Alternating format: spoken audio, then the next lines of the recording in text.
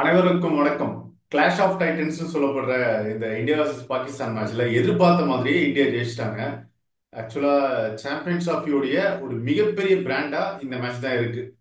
So நம்மோட இணைஞ்சிருக்காரு mister Arun. வணக்கம் அருண். நான் சொன்னது வணக்கம் மகேஷ்.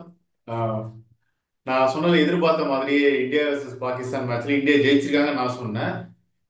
இது உங்களுடைய பார்வை என்ன? Correct me if I am wrong. கரெக்ட்டுங்க. ஸோ லாஸ்ட் ஒரு 7-8 இயர்ஸ், எஸ்பெஷலி 2017 சாம்பியன்ஸ் ட்ராஃபிக்கு அப்புறம் எப்போ இந்த ரெண்டு டீம்ஸ் ஆடினாலும், இன்ஃபேக்ட் இந்த ரெண்டு டீம்ஸ் இல்லாமல் வேற டீம் கூட பாகிஸ்தான் ஆடினாலுமே பாகிஸ்தான் கொஞ்சம் வீக்கர் சைடாக தான் தெரியுது. அவங்க ரிசோர்ஸஸும் ரொம்ப தின்னாக இருக்கிற மாதிரி தெரியுது. அது வந்து இந்த மேட்ச்சில் நம்ம 2019 வேர்ல்ட் கப், அதுக்கப்புறம் 2023 வேர்ல்ட் கப்லையும் பார்த்துருக்கோம். எஸ்பெஷலி லாங்கர் த ஃபார்மேட், அதாவது 50 ஓவர்ஸ் டெஸ்ட் மேட்ச் அவங்க ஆடுறதே இல்லை. அந்த குவாலிட்டி கேப் கண்டிப்பாக நிறையா தெரியும். அதுதான் நிறையா தெரியுது. 2023 வேர்ல்ட் கப்பில் கிளியராக பார்த்தோம் எப்படி அவங்க வந்து மூவே ஆக முடியல. அதே மேட்ச் தான் ரிப்பீட் ஆன மாதிரி தெரிஞ்சது நேற்று.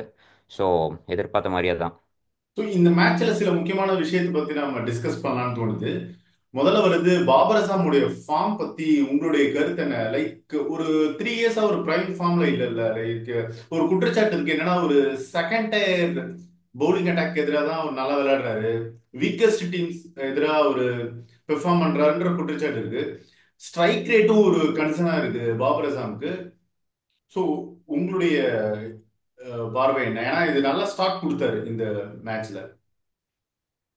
ஆமாம். ஸோ நல்ல ஃபார்ம்ல இல்லைன்னா எந்த கிரிக்கெட்டருமே சொல்கிறது என்னென்னா, அவங்க இது சரியில்லை, அது டெக்னிக் சரியில்லை, அவங்க வந்து செகண்ட் குவாலிட்டி லைனப் ஆப்போசிட்டில் தான் நல்லா ஆடுறாங்க, அந்த மாதிரி சொல்கிறதெல்லாம் வந்து அஹ், உண்மை. அது நம்ம பார்த்துட்டு வந்துட்டு இருக்கோம். ஆனால் பாபர் அசாம் பொறுத்த வரைக்கும் அவர் வந்து ரொம்ப குவாலிட்டியான பிளேயருங்க, டாப் குவாலிட்டி பிளேயர். நம்ம சொல்ல வேண்டியதில்லை, நிறையா கிரேட்ஸ் ஆஃப் த கேமே சொல்லியிருக்காங்க. ஒரு 2-3 வருஷமாக வந்து அவருக்கு அவரால் நிறைய ரன் ஸ்கோர் பண்ண முடியல. அது நம்ம பார்த்துட்டு தான் வரோம். அதுக்கு என்ன ரீசன் அவர் தான் போய் அனலைஸ் பண்ணி ஒர்க் பண்ணோம். நம்ம கோலிக்கிட்டையும் அதே தான் பார்த்துருக்கோம். 2023 வேர்ல்ட் கப் முன்னால் ரொம்ப ஸ்ட்ரகிள் ஆகிட்டு இருந்தார். அதுக்கப்புறமும் வந்து ரன்ஸ் வந்து ஒரு சில 50s அடிப்பார், அதுக்கப்புறம் அடிக்க மாட்டார். போத் டெஸ்ட் மேட்சஸ்லேயும் சரி, அதுக்கப்புறம் ஒன் டேஸ்லேயும் சரி. ஆனால் கோலிக்கிட்ட ரெண்டு பேருக்கும் என்ன டிஃப்ரென்ஸ்னால், கோலி ஆடும்போதெல்லாம் வந்து அவுட் ஆஃப் டச்சில் இருக்கிற மாதிரியே தெரியறதில்ல. இவர் அவுட் ஆஃப் ஃபார்மில் ஆடுறாரு, அவுட் ஆஃப் டச்சில் இருக்கிற மாதிரியே தெரியறதில்ல. அவர் ரன்ஸ் அடிக்க போய் தான் அவுட் ஆயிருக்காரு. ஸோ அதுதான் டிஃப்ரென்ஸ் கோலிக்கும் பாபருக்கும். வேற பாபர் வந்து நீங்கள் ஃபர்ஸ்ட் மேட்ச் அவங்க ஆனாங்க பார்த்தீங்களா, நியூசிலாண்டோட ஃபர்ஸ்ட் 10 ஓவர் 22 ரன்ஸ் அடிக்கிறாங்க. இவங்க வந்து ரன்ஸே அடிக்க ட்ரை பண்ணல. ஸோ அது எதனாலன்னு தெரியல. நீங்கள் நேற்று ரோஹித் சர்மா சுப்மன் கில் ஓப்பன் பண்ணதுக்கும் ஆமா. பாபர் அசாம் அண்ட் அவங்க இமாமுல் ஹக் ஓப்பன் பண்ணதுக்கும் நல்லாவே டிஃப்ரென்ஸ் தெரிஞ்சது. அவங்க வந்து they are not trying to score runs at ஆல்ங்கிற மாதிரி கிளியராக தெரியுது. அதுக்கு என்ன காரணம்னா, உங்களுக்கு வந்து கான்ஃபிடன்ஸ் இருந்தால் தான் நீங்கள் வந்து அது பண்ண முடியும். அவங்களுக்கு வந்து இப்போ இருக்கிற மைண்ட் ஸ்பேஸில் கான்ஃபிடென்ஸே இல்லாத மாதிரி தெரியுது. நம்ம ரிஸ்க் எடுத்து ஆடலாம், ரிஸ்க் எடுத்து ஆடினா வந்து நம்ம விக்கெட் போயிடும். ஏன்னா ரிஸ்க் எடுத்து ஆடினா கண்டிப்பாக விக்கெட் போயிடும். இப்போ ரோஹித் சர்மா பார்த்துட்டே வரோம்ல, அவர் ரிஸ்க் எடுத்து ம், ஆடுறாரு, ம். ஆனால் அதே மாதிரி விக்கெட் சீக்கிரம் விட்டுறாரு. பட் ஸ்டில் ஒரு 30-40 ரன் ஈஸியாக சீக்கிரம் அடிச்சுட்டு அதுக்கப்புறம் அவுட் ஆகுறாரு. அதே மாதிரி பாபர் அசாம் ரிஸ்க் ஃப்ரீயாக ஆடினா பெட்டராக இருக்கும். இன்ஃபேக்ட் வந்து நம்ம கோலியும் பாபரும் வந்து கம்பேரே பண்ணக்கூடாது. ஏன்னா கோலி வந்து வேற level great player. But still நிறைய பேர் கம்பேர் பண்ணுறதுனால நான் இப்போ இங்கே சொல்கிறேன். கோலி வந்து நீங்கள் பங்களாதேஷ்க்கு ஆப்போசிட்டில் ஆடினது பார்த்தீங்கன்னா ரொம்ப ஸ்க்ராட்சியாக மெதுவாக ஆடிட்டு இருப்பாரு.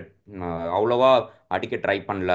வெரஸ் நேற்று பார்த்தீங்கன்னா அந்த எந்த டென்டேட்டிவ்னஸுமே கிடையாது, சந்தேகமே இல்லாமல் ஃப்ரீ ஃப்ளோயிங்காக ஆடினார். பாபரும் வந்து நேற்று ஸ்டார்ட் பண்ண விதத்தை பார்த்தீங்கன்னா ஃப்ரீ ஃப்ளோயிங்காக ஆடினார். அதனால தான் வந்து அந்த 26 ரன்ஸ் வந்து ரொம்ப ஈஸியாக வந்துச்சு. ரொம்ப சூப்பர்ப் ஷாட்ஸ்.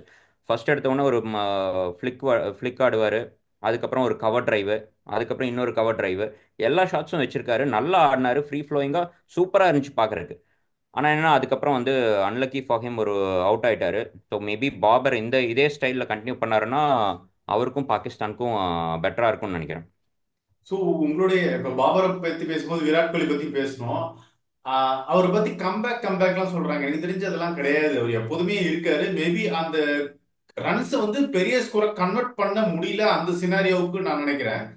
உங்களுடைய பார்வை கரெக்ட். என்னன்னா, அவர் எப்போதுமே அப்படிதான் இருக்காரு. மேபி செஞ்சுரி அடிக்காம கொஞ்ச நாட்களுக்கு இல்லாம இருந்திருக்கலாம். அது கூட நம்ம அப்படி பிரைம் ஃபார்ம்ல பார்த்து இப்ப செஞ்சுரி அடிக்காம இருந்தா கோலி ஃபார்ம் அவுட்ன்ற லெவலுக்கு பேசுறாங்க.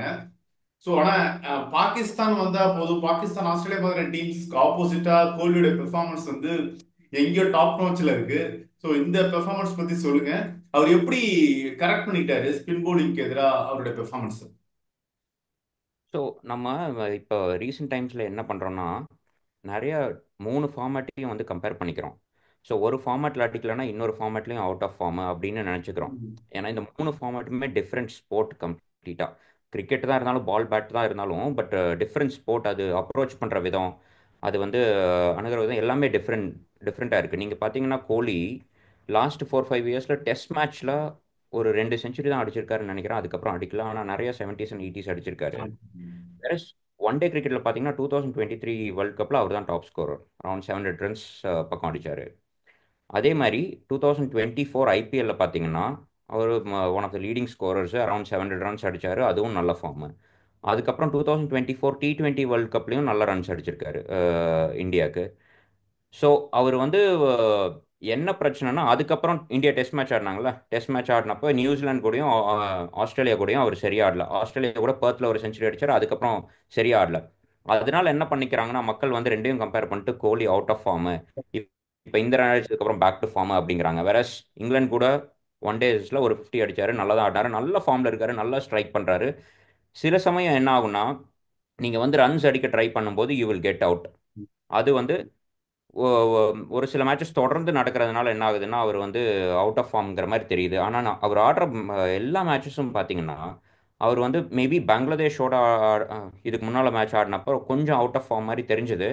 பட் ஒரு மேட்ச்ல நம்ம ஜட்ஜ் பண்ணவே முடியாதுங்க. அவுட் ஆஃப் ஃபார்ம்னா என்ன, ஒரு 10-15 மேட்ச் தொடர்ந்து அந்த மாதிரியே வந்து ஸ்க்ராட்சி ஆடிட்டு இருந்தால் தான் அவுட் ஆஃப் ஃபார்ம் மாதிரி தெரியும். ஆனால் அவர் வந்து செகண்ட் மேட்ச் கூட அவர் வந்து ஸ்கிராட்சே ஆடுறதே கிடையாது. இந்த மேட்ச் வந்து நேற்று பார்த்தீங்கன்னா ரொம்ப ஃப்ளூயண்ட்டாக ஆடினாரு. டிப்பிக்கல் கோலி சேஸ்னு சொல்லலாம். அதனால நான் வந்து அந்த கருத்து ஒத்துக்க மாட்டேன். அவர் அவுட் ஆஃப் ஃபார்ம்ல எல்லாம் இல்லை. அவர் நல்ல நல்ல ஃபிட்டாக இருக்காரு, நல்லா ஒர்க் பண்ணுறாரு, ஃப்ரீ ஃப்ளோயிங் ஆடுறாரு. சில டைம்ஸ் என்ன ஆகுதுன்னா வந்து ரன்ஸாக கன்வெர்ட் ஆக மாட்டேங்குது. அது வந்து நம்ம டைம் கொடுக்கணும். ஸோ இந்தியன் செலக்டர்ஸும் மேனேஜ்மெண்ட்டும் அது டைம் கொடுத்து கரெக்டாக பண்ணுறாங்க. ஏன்னா நீங்கள் பார்த்தீங்கன்னா தெரியும், நம்ம வந்து நம்ம லெவலில் ஆடும்போதே நீங்கள் நெட்டில் போய் பேட் பண்ணீங்க இல்லை பவுல் பண்ணீங்கன்னா நீங்கள் நல்லா பண்ணுறீங்களா இல்லையான்னு உங்களுக்கே தெரியும். ஸோ கோலி ஏதோ பங்களாதேஷ் கூட ஆடும்போது ஏதோ வந்து அவர் ரியலைஸ் பண்ணியிருக்காரு. அதனால தான் வந்து நெட்ஸ்க்கும் வந்து ஒரு 1.5 மணி நேரம் 2 மணி நேரம் முன்னாலேயே போய் ப்ராக்டிஸ் பண்ணிட்டு இருக்காரு. ஸோ கோலி இருக்கிற லெவலுக்கு அவர் அந்த அளவுக்கு எஃபர்ட் போட்டு அவர் கரெக்ட் பண்ண அது வந்து அந்த ஒர்க் வந்து தெரியுது ஃபீல்டில். ஸோ நான் அவுட் ஆஃப் ஃபார்ம்னாலாம் சொல்ல மாட்டேன். Unlucky maybe in a few innings. இந்த மேட்ச்ல இன்னொரு முக்கியமான ஆள் இருக்காரு. எல்லாருமே கோலிய கொண்டாடுறாங்க, okay. But Kuldeep Yadav one of the hero, under ரேட்டடான ஒரு ஹீரோ. நேத்து அந்த அளவுக்கு எக்கனாமிக்கலா பவுல் பண்ணாரு. ஒரு 3 மெயின் விக்கெட்ஸ்லாம் எடுத்தாரு. ஸோ குல்தீப் யாதவுடைய அந்த பவுலிங் பத்தி உங்களுடைய கருத்து என்ன? இந்த வருண் சக்கரவர்த்திலாம் வந்திருக்கலாம் அப்படின்லாம் சொல்லிட்டு இருந்தாங்க, லைக் பிளேயிங் லெவல்ல. அதை பத்தி சொல்லுங்க. டெரிஃபிக் பவுலருங்க. இன்ஃபேக்ட் நேற்று இந்தியா ஜெயிச்சதுக்கு நிறைய காரணம் எல்லாரும் மென்ஷன் பண்ணுறது என்னன்னா, கோலி 100, இந்தியா பேட் நல்லா பண்ணாங்க. அஃப்கோர்ஸ் அது எல்லாமே உண்மை. ஆனால் மெயின் ரீசன் என்னென்னா, அந்த விக்கெட்டில் பாகிஸ்தானை வந்து 240க்கு ரெஸ்ட்ரிக்ட் பண்ணதான். அதுக்கு மெயின் காரணம் என்னென்னா குல்தீப் யாதவ் வந்து ரீட் பண்ணுறது ரொம்ப கஷ்டம். அவர் வந்து நல்லா ஃப்ளைட் பண்ணி போடுவார். ஸோ அது வந்து கூகுளிஸும் நிறைய போடுறாரு, ஸ்ட்ரெயிட்டர் ஒன்ஸும் நிறைய போடுறாரு. ஸோ அது வந்து ரீட் பண்ணுறது ரொம்ப ரொம்ப கஷ்டம். அந்த மாதிரி அவர் பவுலிங் ஸ்டைல் வந்து சைனாமேன் சொல்லுவாங்க. அந்த மாதிரி சைனாமேன் பவுலர்ஸ் வந்து ரொம்ப ரொம்ப ரேரு. பவுலிங் போடுறதும் ரொம்ப கஷ்டம், அதில் கண்ட்ரோலும் ரொம்ப கஷ்டம். ஸோ அதனால தான் வந்து நிறைய சைனாமேன் வர்றதில்ல, வந்தாலும் வந்து சக்சீட் ஆகிறதில்ல. ஏன்னா நீங்கள் போடும்போது ரன்ஸ் நிறைய போயிடுவீங்க. அதுக்கப்புறம் அன்லஸ் யூஆர் லக்கி விக்கெட்ஸும் விழுகாது. ஆனால் இவர் வந்து அந்த கண்ட்ரோலோட போடுறாரு. அதில் தான் வந்து அவருக்கு ரொம்ப டெஸ்ட் மேட்ச்லேயும் 2023 வேர்ல்ட் கப் இந்தியா வந்து ஃபைனல்ஸ் போனதுக்கு மிக முக்கியமான காரணம் குல்தீப் யாதவ். அதே மாதிரி 2024 T20 வேர்ல்ட் கப்லையும் க்ரூஷியல் ரோல் ப்ளே பண்ணியிருக்காரு. Terrific bowler. நீங்கள் பார்த்தீங்கன்னா இப்போ இங்கிலாந்து கூடயும் நல்லா பவுல் பண்ணியிருக்காரு இன்ஜுரிக்கு அப்புறம் வந்து. அதே மாதிரி ஃபர்ஸ்ட் மேட்ச்லையும் சரி, இந்த மேட்ச்லையும் சரி, middle overs and end overs வந்து யார் டாமினேட் பண்ணுறாங்களோ அவங்க தான் வின் பண்ணுவாங்க. நீங்கள் பார்த்தீங்கன்னா 2023 வேர்ல்ட் கப் இருந்தே நம்ம மிடில் ஓவர்ஸும் எண்ட் ஓவர்ஸும் வந்து டாமினேட் பண்ணுறதுக்கு முக்கியமான காரணம் பும்ராவை தவிர குல்தீப் யாதவ். நீங்கள் பார்த்தீங்கன்னா அந்த அரவுண்ட் 18th 20th ஓவர்ல இருந்து இன்ஃபேக்ட் நேத்து வந்து 46 47th ஓவர்லாம் போட்டார் குல்தீப், ஆமா. ரெகுலரா அது போட்டிருக்காரு. ஸோ இன்ஃபேக்ட் அவர் ஒரு ஸ்பின் டெத் பவுலர்னே சொல்லலாம். ரஷித் கான் மாதிரி அவர் ரஷித் கானை எவ்வளோ கொண்டாடுறோம். ஆனா நம்ம குல்தீப் யாதவ் அவ்வளோ கிரெடிட் கொடுக்கறதில்லன்னு நினைக்கிறேன். பட் ஆனா ரொம்ப சூப்பர் பவுலரு. ரஷித் கான் வந்து ஆப்கானிஸ்தானுக்கு என்ன இம்பாக்ட் கொடுக்குறாரோ அதை விட குல்தீப் யாதவ் இந்தியாவுக்கு இம்பாக்ட் கொடுக்குறாருன்னு நினைக்கிறேன். ஓ, ஃபைனல் கொஸ்டின் என்னன்னா, நேத்து துபாய் பிச் எப்படி பெர்ஃபார்ம் ஆச்சு, லைக் துபாய் பிச் எப்படி பிஹேவ் பண்ணிச்சு சொல்லுங்க.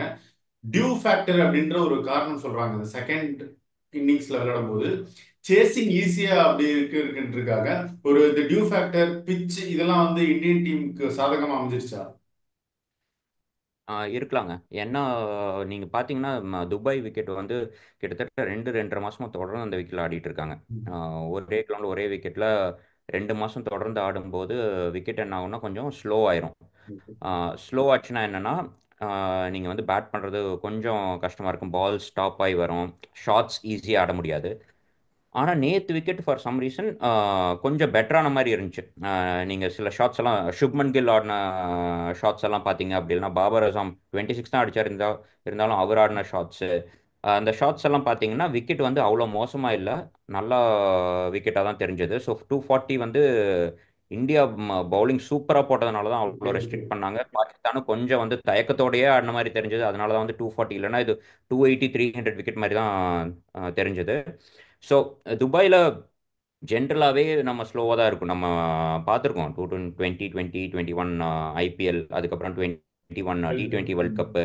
இது வந்து பெரிய கிரவுண்டு, ஹை ஸ்கோரிங் கிரவுண்ட்லாம் கிடையாது. விக்கெட்டும் வந்து ஸ்லோவாக தான் இருக்கும். நீங்கள் இன்ஃபேக்ட் IL T20 இதுக்கு முன்னால் நடந்துச்சு. ஆமா. அந்த டூர்னமெண்ட் பார்த்தீங்கன்னா மோஸ்ட் ஆஃப் த மேட்சஸ் வந்து சேசிங் டீம்ஸ் தான் ஜெயிச்சிருக்காங்க. ஸோ மேபி டியூவும் ஒரு ஃபேக்டராக இருக்கலாம். அண்டர் த லைட்ஸ் ஈவினிங் கொஞ்சம் டியூ ஹெல்ப் பண்ணுறதுனால பேட்டிங் செகண்டுக்கு ஹெல்ப் பண்ணலாம்.